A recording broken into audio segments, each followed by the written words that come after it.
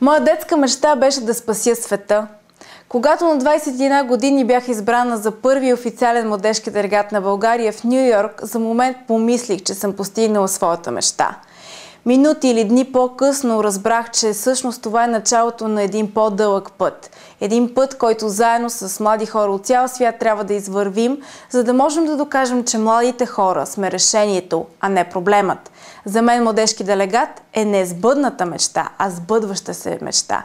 Надявам се сред вас да има много други мечтатели, които да се присъединят към нашата кауза, за да покажем, че младите хора са решението, а не проблемът. За мен като съорганизатор програмата е един непрестанен процес на развитие и много работа.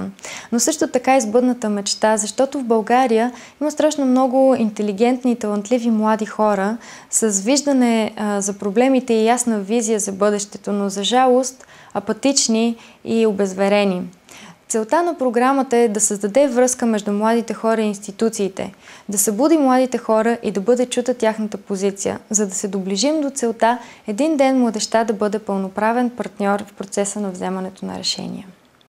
За мен младежкият делегат е отговорен и инициативен млад човек, който се фокусира върху решенията и е способен да води позитивна промяна.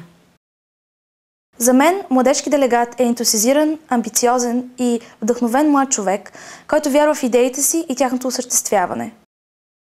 За мен да бъдеш младежки делегат означава преди всичко да си достатъчно зрял, за да поемеш своята социална отговорност в обществото.